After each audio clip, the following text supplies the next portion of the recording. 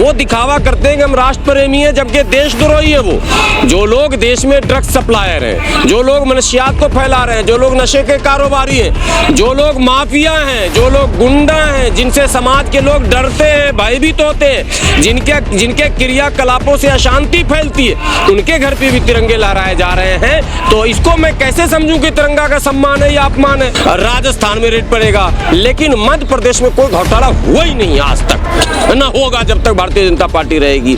और उत्तर प्रदेश में भी कोई घोटाला नहीं, सारे नेता दूध में डुबा डुबा के निकाल लिए गए और उनके पास कुछ पैसा नहीं, सारा उन्होंने दान कर दिया। वहाँ ईडी काहे को जाएगी? तिरंगे का बिजनेस और व्यापार होने लग गया, तिरंगे का राजनीतिकरण होने लगा और तिरंगा की आड़ में अपराधी बचने लग गए।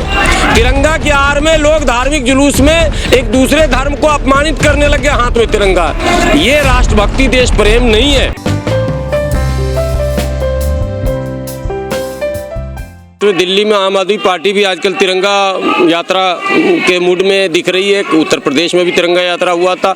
ये एक प्रचलन चला है, देश प्रेम को दर्शाने का ये नया ट्रेंड है, जबकि देश प्रेम का अर्थ है समाज के उत्थान, देश के विकास, तरक्की और देश में अमन, शांति, भाईचारा के लिए काम किया जाए। यदि अमन, प्यार, प्रेम, भाईचारा और एकता के लिए कोई काम करता है तो आप समझ लें वो देश प्रेमी है, देशभक्त है।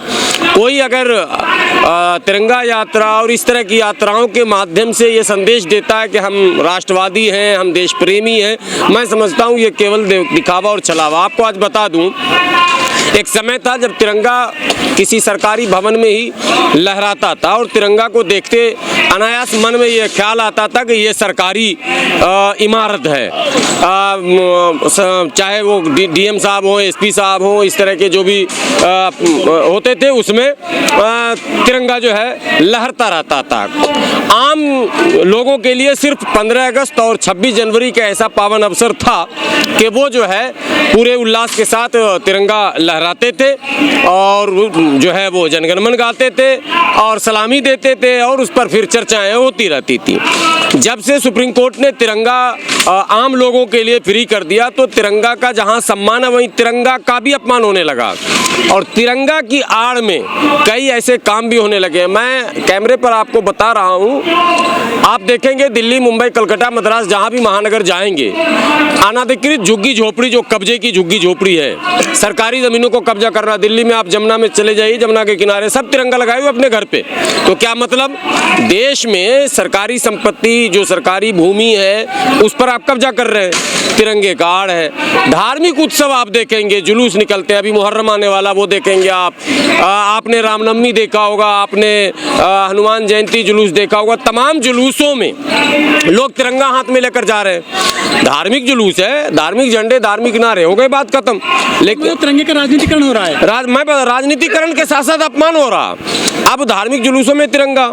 आपको मैं बता दूं कि जो लोग माने गैर कानूनी धंधा कर रहे हैं, गैर कानूनी, अब मैं नाम नहीं लूंगा कौन कौन गैर कानूनी है, उनके घरों पर खूब जबरदस्त तिरंगे लहरा रहे हैं। वो दिखावा करते हैं कि हम राष्ट्र प्रेमी हैं, जबकि देशद्रोही है वो। जो लोग देश में ड्रग्स सप्लायर हैं, जो लोग मनशियात को फैला रहे हैं, जो लोग नशे के कारोबारी हैं, जो लोग माफिया हैं, जो लोग गुंडा हैं, जिनसे समाज के लोग डरते हैं, भयभीत होते हैं, जिनके क्रियाकलापों से अशांति फैलती है, उनके घर पे भी तिरंगे लहराए जा रहे हैं। तो इसको मैं कैसे समझूं कि तिरंगा का सम्मान है या अपमान है? सम्मान तो तब हो कि कोई प्रतिष्ठित व्यक्ति, कोई समाज सेवी, समाज को समर्पित लोग, कोई बुद्धिजीवी, कोई संत महात्मा, कोई अच्छे लोगों के घर पे तिरंगा हो। तो मैं तो मांग करता हूं सुप्रीम कोर्ट से, आदरणीय सुप्रीम कोर्ट से, सरकारी इमारतों तक ही तिरंगा को सीमित रखा जाए। तिरंगा का जब जिक्र आता है तो आप लोग पता नहीं यात्रा करते होंगे, पुरानी दिल्ली हम लोग जाते थे, नई दिल्ली, पुरानी दिल्ली, पटना, लखनऊ स्टेशन पर एक महिला गैंग होती थी। महिला गैंग मैं कह रहा हूँ, महिलाएं होती थी, इतना बड़ा तिरंगा, इतना बड़ा, और एक पिन, इतना बड़ा तिरंगा और एक पिन, जो भी यात्री आया उसके कॉलर में वो लगाया और 10 रुपया दे। कभी आप लोग को मौका मिला है? व्यूवर आपके जो सुन रहे होंगे उनको पता चल गया होगा जिनके ऊपर ये घटना घटी होगी। ट्रेन के अंदर जो स्थिति है वो तो आपको पता ही है, जबरन वसूली जो हो रहा है, कभी किसी के नाम पे, कभी किसी के नाम पे। लेकिन स्टेशन स्टेशन पर, और अभी आप चले जाएं पुरानी दिल्ली स्टेशन पर, वो गैंग अभी भी है। इतना बड़ा तिरंगा और एक पिन लिए हुए, जो यात्री सामने आ रहा उसको पकड़ा और उसके कॉलर में लगाया। तिरंगे का बिजनेस और व्यापार होने लग गया, तिरंगे का राजनीतिकरण होने लगा और तिरंगा की आड़ में अपराधी बचने लग गए। तिरंगा की आड़ में लोग धार्मिक जुलूस में एक दूसरे धर्म को अपमानित करने लग गए, हाथ में तिरंगा। ये राष्ट्रभक्ति, देश प्रेम नहीं है। तो मैं सभी से कहता हूं कि साहब, पहले तो सुप्रीम कोर्ट से विनती करता हूं कि तिरंगा का इतना जनाब, आप देखेंगे धरना प्रदर्शन, चाहे हिंदू करे, मुस्लिम करे, सिख करे, ईसाई करे, कोई भी आ जाए, धरना प्रदर्शन चाहे कोई संगठन करे, तिरंगा जरूर हाथ में रहेगा। उसके अपने संगठन का झंडा रहेगा, हाथ में तिरंगा रहेगा। लेकिन जनता परेशान है, महंगाई को लेकर सरकार बना रही है अमृत महोत्सव, हम लोग खुद परेशान है। देखिए, आप लोगों को याद होगा 3 साल पहले मोदी जी ने एक भाषण किया था, भाइयों बहनों, 2022 जब देश आज़ादी के अमृत महोत्सव मना रहा होगा भाइयों बहनों, तब पूरे भारत में किसी के सर पर कोई सर ऐसा नहीं होगा जिसके सर पर छत नहीं होगा। पूरे भारत में सबके अपने घर होंगे, और कांग्रेस की तरह नहीं भाइयों बहनों, घर में नल में जल भाइयों बहनों, और साथ में सारी सुविधा। तो अब तो वो 3, 4, 10 दिन बच गए हैं। 15 अगस्त को मोदी जी फिर लाल किला जाएंगे और फिर झंडा फहराएंगे। तो अब वो 2022 तो अमृत महोत्सव आ गया है, तो किस किस के घर पे अभी छत नहीं है, उसका सर्वे आप लोग कीजिए ना।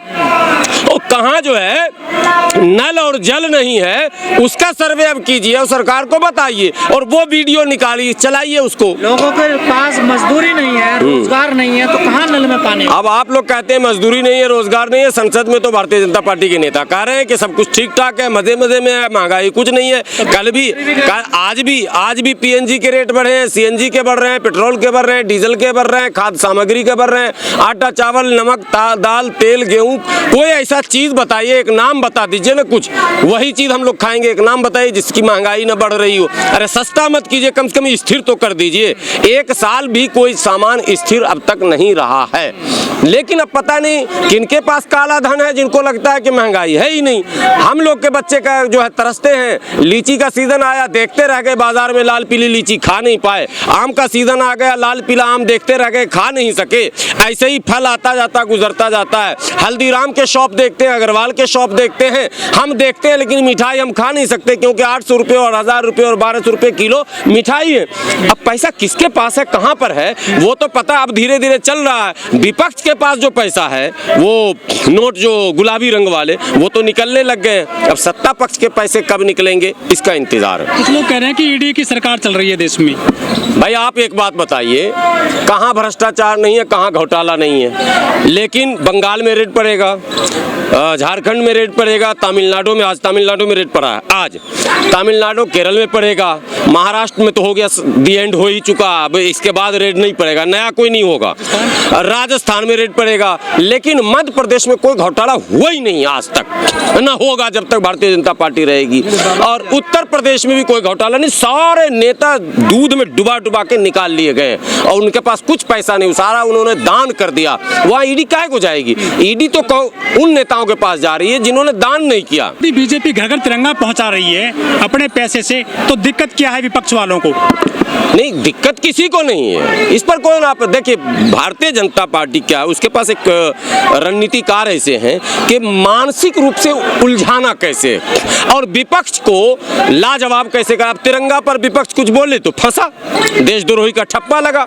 आप 135 करोड़ की आबादी में अगर एक झंडा 10 रुपए का भी अगर है, 25 रुपए का अगर है, तो 135 करोड़ इंटू 25 कर दीजिए, कई खरब रुपए होते हैं। तो आप सवाल अगर कर दिया कि ये खरब रुपए आप क्यों खर्च कर रहे हैं, तो कहेगा ये देशद्रोही है। इस डर से सब पे ताला लगा हुआ। बीजेपी ने जो है गुजरात के व्यापारियों को ठेका दिया है, 25 करोड़ वो झंडे बना रहे हैं, और प्रति झंडे कीमत 25 रुपए अदा की जाएगी सर। वो सब, मैं तो ये व्यापारी तो है, उनके ही लोग झंडा बनाएंगे, उनके ही लोग ऑर्डर करेंगे, उनके लोग पेमेंट करेंगे, उनके लोग सब कुछ करेंगे। अब हम लोग इंतजार करेंगे 15 अगस्त तक हम लोग के हाथ में कोई पहुंचाने वाला आता है या नहीं आता है, कि ये भी एक तिरंगा घोटाला बाद में साबित होगा। समय का इंतजार कीजिए, हो सकता है ऐसा भी हो, लेकिन ये घोटाला साबित करेगा कौन? विपक्ष ने सरकार का एक भी घोटाला आज तक साबित ही नहीं किया। जैसे विपक्ष उठता है उसको ऐसा नहीं ईडी सीडी बीडी डीडी करके खत्म कर दिया जाता है। लेकिन गुलाम सरवर जी, सब लोग परेशान है, लेकिन ये कौन सा गिरोह है? अगर कोई फिल्म आती है तो उसका विरोध कर देते हैं। आपने देखा होगा फरमानी नाज का भी मुद्दा उठा था। एक मानसिकता है, लोग हमारे यहाँ भी हैं, दोनों तरफ इस तरह के लोग हैं। ऐसा नहीं कि किसी आप RSS और बजरंग दल पे आरोप लगा देंगे।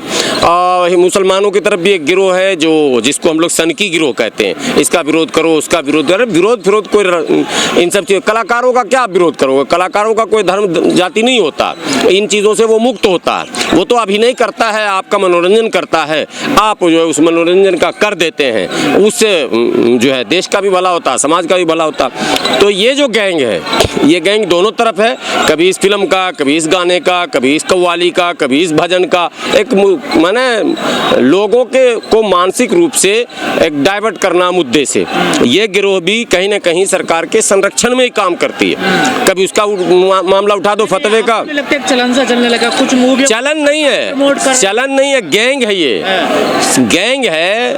आप देखिए सोशल मीडिया पर कोई मुद्दे नहीं रहेंगे, बस चड्डा का विरोध करो, गड्ढा का विरोध करो, महीना 15 दिन खींच लिया जाएगा, फिर कोई मुद्दा उठा कर लाया जाएगा।